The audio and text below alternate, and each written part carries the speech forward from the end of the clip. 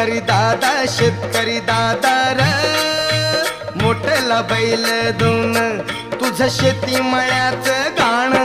मी गातोय आनंदान तुझं शेती मळ्याचं गाण मी गातोय आनंदान हा